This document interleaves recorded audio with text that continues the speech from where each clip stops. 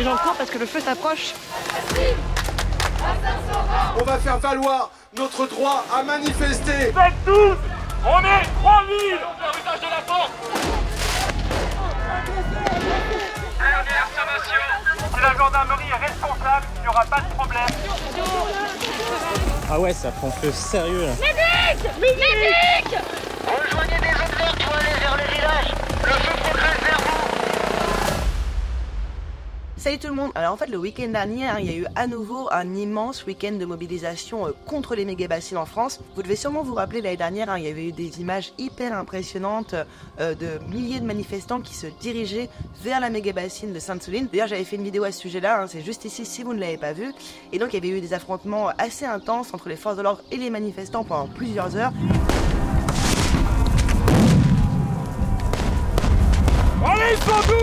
Et d'ailleurs le bilan avait été assez lourd, il y avait eu plus de 200 manifestants blessés, donc quand même 2 dans le coma et 47 gendarmes blessés. Et cette année, les collectifs anti-bassines, avec entre autres les soulèvements de la terre et le collectif Bassines non merci, ils ont décidé de se mobiliser à nouveau pour demander un moratoire sur ces réservoirs d'eau. Tout commence dans la commune de Melle, dans les Deux-Sèvres, où le maire du village a autorisé les militants à se réunir pendant plusieurs jours autour d'un événement qu'on appelle le village de l'eau. Il y a 2 à 3 000 gendarmes qui ont été déployés sur tout le territoire pour quadriller la zone. Donc pour arriver jusqu'ici, il faut vraiment montrer patte blanche. Il y a plusieurs contrôles de gendarmerie à plusieurs points stratégiques. Donc tous les véhicules sont fouillés et les sacs à dos. J'étais un peu étonné, mais apparemment il y a l'acquisition de la préfecture et tout. Donc,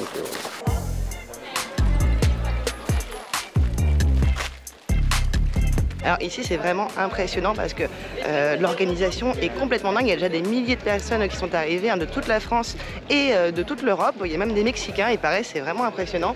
Et donc il y a des grands chapiteaux comme ça avec des conférences sur l'eau, il y a plein de stands. On dirait une immense colonie de vacances pour adultes.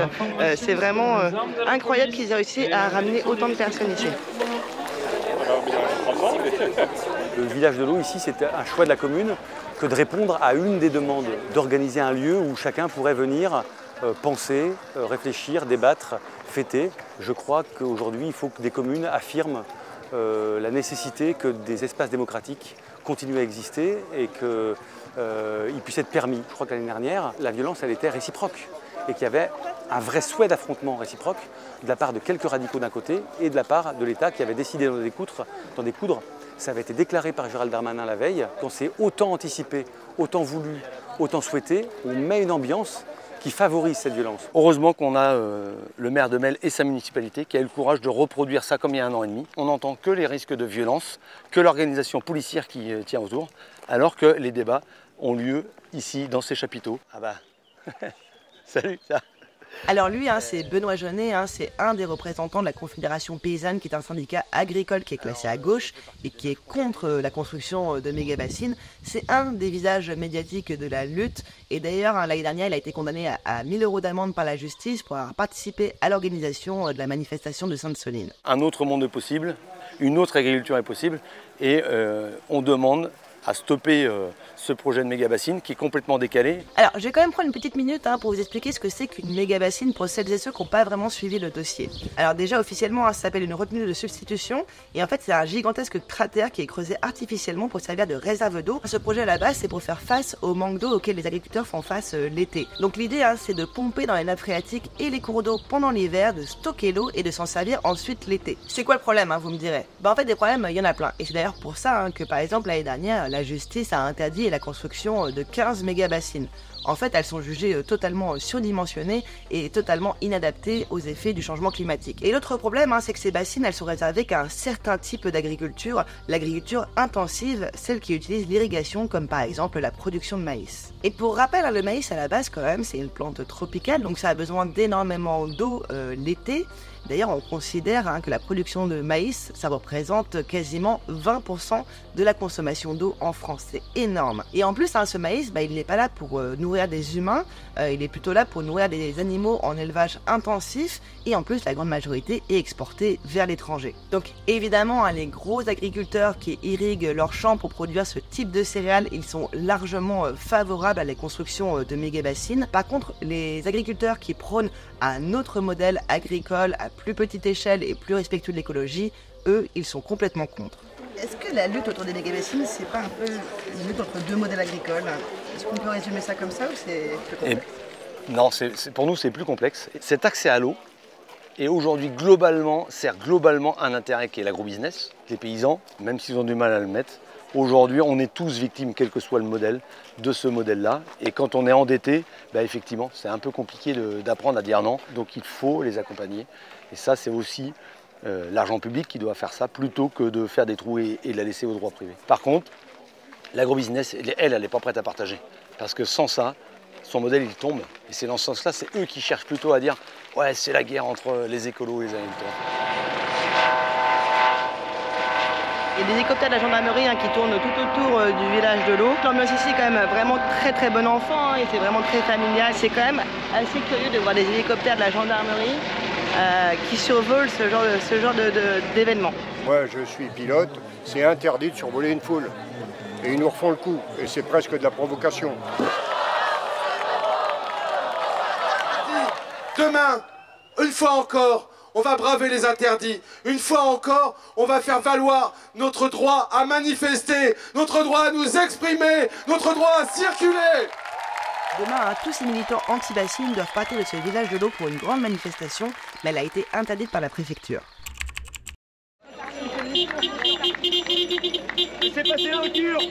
Donc là il est 8h30, on est au village de l'eau et il y a plein de gens qui s'apprêtent à partir. Alors il y a déjà plein de petits groupes qui sont déjà partis en voiture, en vélo. Alors ce qu'il faut comprendre, c'est que les organisateurs, ils entretiennent un petit peu le mystère sur les objectifs de cette manifestation. En fait les infos elles changent constamment parce qu'il y a des éclaireurs qui partent sur le terrain, qui repèrent un petit peu les mouvements de la police et donc les organisateurs adaptent la manifestation en fonction de ça. Donc ils passent d'un plan A à un plan B à un plan C et nous, on reçoit les informations au compte-gouttes sur un canal Telegram. Pour le moment, il est demandé aux manifestants de rejoindre leur voiture et en fait des centaines d'entre eux sont garés sur un parking à environ 30 minutes de marche. Mais en fait après quelques centaines de mètres, la police bloque déjà le passage. Attention, vous participez à un attroupement. Obéissance à la loi, vous devez vous disperser et quitter les lieux. Première sommation, nous allons faire usage de la force. Quittez immédiatement les lieux. Dernière sommation. On passe dans le sens d'à côté, tout doucement. On y va par petits groupes. Petite dispersion. Je répète, on y va. Alors les gendarmes ont demandé aux manifestants de se disperser, mais du coup il n'y a pas trop d'autre choix que de se disperser dans la campagne, dans les champs. Et là, ils envoient à nouveau des lacrymogènes. J'avoue que même moi, en tant que journaliste, je ne comprends pas exactement ce que les gendarmes souhaitent en fait. Les ordres sont vraiment contradictoires. Médic! Voilà, tout est encerclé par la police. Donc je sais pas trop où les manifestants peuvent aller. Il y a des lacrymos partout autour de nous. Et il fait hyper chaud.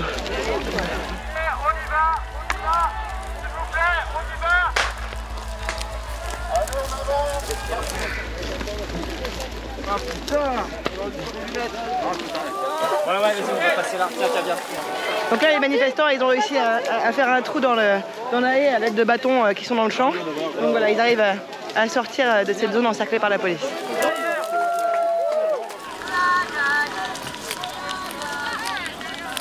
On arrive au niveau du parking, donc c'est bon, les gens vont pouvoir rejoindre leur voiture et pouvoir continuer la manifestation. Donc d'abord on a rendez-vous au village de Saint-Mexan-d'École et en fait à peine arrivé on doit déjà repartir pour Migné-Auxances. Donc voilà, il y a quelques milliers de personnes qui arrivent au compte-gouttes des différents points de rassemblement de ce matin. Alors c'est une ambiance vraiment bon enfant, c'est une pause de pique-nique avec une fanfare. On ne sait pas encore ce qui va se passer derrière, on attend le programme.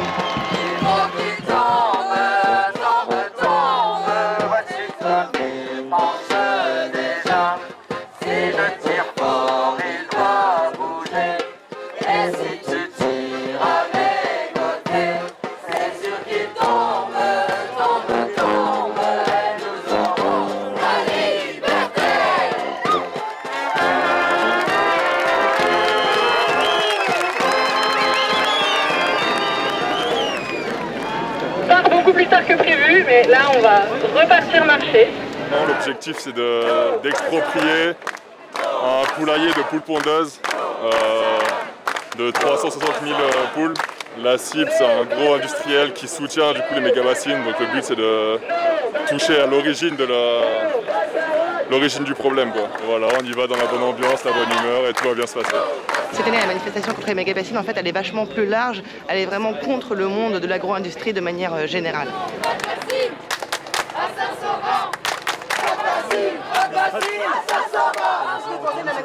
Rien, c'est de la merde. Les bacs d'eau, on en a besoin de flotte et tout, et ils savent même pas pourquoi ils manifestent, ces gens-là, quoi. Donc je trouve ça lamentable, quoi. Et ça fout la merde devant mon auberge. J'ai perdu 40% de mes clientèles aujourd'hui. Est-ce qu'ils se mettent à la place des patrons, des gens comme ce monsieur qui gère une auberge? Ils ont 25 ans, 30 ans, voilà. Ferme ta bouche, quoi. Essaye de commencer à bosser pour savoir ce qu'il faut faire, quoi. Ouais, c'est bon, là. Et alors, comment vous réagissez aux personnes du village, notamment à l'auberge, qui disent qu'il n'y a que des jeunes qui ne connaissent pas la vie? Il y a beaucoup de jeunes en effet aujourd'hui, mais il n'y a pas que des jeunes, hein. Toutes les générations se retrouvent aujourd'hui dans cette belle lutte. Et je pense que tout le monde est concerné. Il faut essayer de les convaincre, quoi. Ça, je crois que c'est la moindre des choses. On a encore du boulot à faire.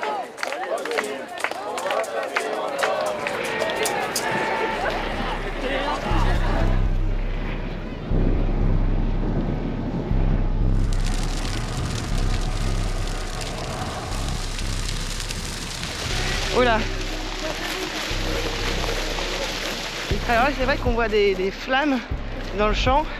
J'arrive pas à déterminer exactement qu'est-ce qui a mis le feu. Il y a la police à proximité.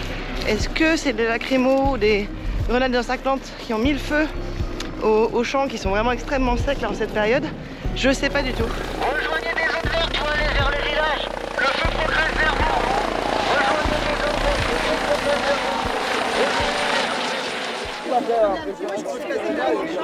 Là, en fait, dès qu'on est arrivé à proximité de parcelles moissonnées, eh bien, il y a des lacrymos qui ont été jetés au contact du cortège. Ça va cramer direct, toi, s'il tire. Ah ouais, ça prend feu sérieux, là.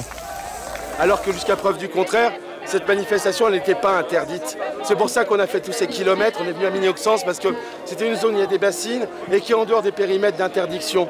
Qu'est-ce qu'on reçoit comme traitement? Le risque de nous faire cramer comme des lapins en balançant des lacrymos. La manœuvre a été de nous enfumer au péril de nos vies. Donc nous allons filer, rentrer. Voilà. Puisqu'on aura démontré que nous ne sommes pas les violents, puisque nous aurons démontré que nous ne sommes pas ceux qui mettent en feu à notre territoire, l'opinion publique sera obligée d'aller en notre sens. On ne va pas prendre de risques. Vraiment, on ne peut pas se permettre après ce qu'on a vécu. Il y avait trop de risques avec le champ qui était en feu et le feu qui progressait hyper rapidement vers les manifestants. Donc là, tout le monde rentre, je pense, se reposer un peu pour la manifestation de demain qui va se tenir à La Rochelle. Alors voilà, on est samedi hein, et tous les manifestants anti-bassines ont convergé vers La Rochelle et plus précisément vers le port de La Rochelle. Alors, il y a des milliers de personnes qui sont arrivées depuis ce matin. Alors pourquoi le port de La Rochelle? Parce qu'en fait c'est un énorme port d'exportation de céréales, des céréales qui viennent des productions qui sont irriguées justement par ces fameuses méga-bassines. Aujourd'hui ce qu'on veut montrer c'est qu'en fait il y a toute une filière autour des méga-bassines, une filière agro-industrielle. Lorsqu'on va juste manifester contre les méga-bassines, bon, ok, ça parle du problème, mais aussi ça jette beaucoup la responsabilité sur les agriculteurs irrigants qui sont raccordés à ces méga-bassines. Nous, on n'a pas envie, en fait, d'être contre juste certains individus, donc c'est 6% des agriculteurs qui vont bénéficier des méga-bassines, mais juste de dénoncer un système. Bon, ça y est, la manifestation part, hein. Il y a deux cortèges qui partent dans deux directions différentes, un vers le nord, un vers le sud, et normalement je pense que les deux cortèges vont aller vers le port de la Palisse. On est là pour montrer qu'on est ensemble, qu'on ne va pas se laisser faire et surtout qu'on ne va pas laisser la police nous bloquer ou nous stopper, quoi. Va écraser.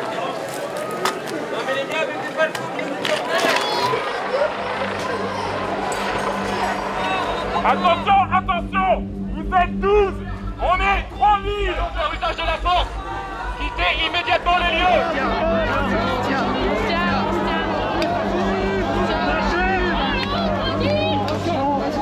Monsieur flippé parce que là, en fait, on est coincé dans une masse policière. J'ai l'impression qu'il y a des policiers devant et derrière. On est complètement coincé dans une rue et ils commencent à gazer alors qu'il y a une foule hyper compacte. Donc ça va être très très compliqué. J'ai complètement la panique parce que les gens sont coincés et ils se font gazer alors que tout le monde est coincé. Allez, avancez!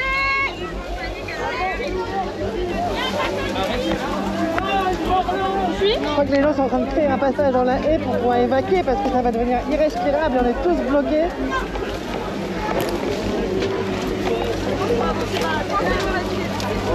Je pense que c'est une mauvaise idée. Vous êtes sûr de ça là?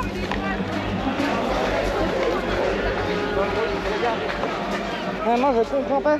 La foule était vraiment complètement compacte, personne ne pouvait bouger et ils gazent au milieu de la foule. C'est hyper dangereux quoi.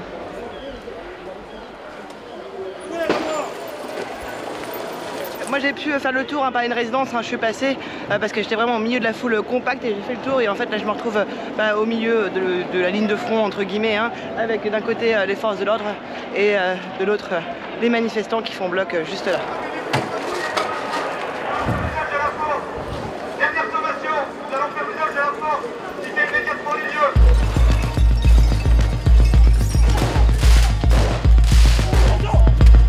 Un blessé, protège-toi!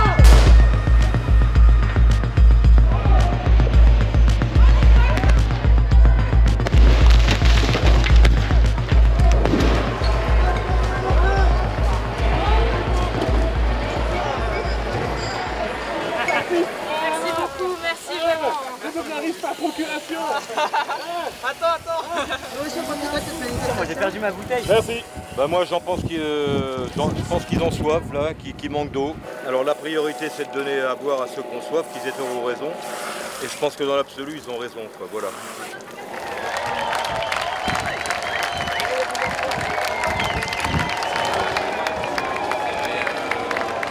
Donc là on est arrivé en bord de mer et en fait il y a les deux cortèges qui se sont retrouvés juste ici. Les militants n'ont pas réussi à atteindre le port de La Rochelle comme ils avaient prévu. En fait il y avait des forces de l'ordre absolument partout pour bloquer la route. Donc je pense que là c'est une fin de manifestation. Le week-end de mobilisation, il s'est terminé comme ça pour moi. Et c'est vrai que cette année, c'était très différent à couvrir par rapport à la mobilisation de l'année dernière à Sainte-Soline, où là, c'était vraiment hyper simple de vous expliquer ce qui se passait, parce qu'en fait, tous les manifestants convergeaient vers la méga-bassine de Sainte-Soline pour demander un moratoire. Mais je vous avoue que cette année, j'éprouve une certaine frustration en sortant cette vidéo. Car en fait, cette année, les organisateurs, ils ont voulu taper beaucoup plus large en dénonçant toute l'agriculture intensive, depuis la méga-bassine jusqu'à l'exportation de céréales sur le port de La Rochelle. Alors c'est vrai que c'est hyper intéressant, mais c'est aussi hyper compliqué à expliquer à travers un reportage de terrain. Surtout qu'avant d'arriver, je savais pas du tout que ça allait se dérouler comme ça et que j'ai dû monter cette vidéo très rapidement pour qu'elle soit toujours d'actualité. Et en fait, je pense que pour vraiment comprendre les motivations des manifestants ce week-end, il aurait fallu faire une vidéo à part entière d'analyse sur le business autour de l'agriculture intensive et l'impact que ça a sur les agriculteurs. Et malheureusement, j'avais pas du tout le temps de faire ça. Mais si ce type de vidéo d'analyse vous intéresse, n'hésitez pas à me le dire en commentaire et j'essaierai d'en faire une dans pas trop longtemps. Voilà, j'espère quand même que vous avez aimé cette vidéo et que vous avez appris des choses. Et si c'est le cas, n'hésitez pas à vous abonner, à liker, à commenter. Je vous dis à très bientôt pour une prochaine vidéo.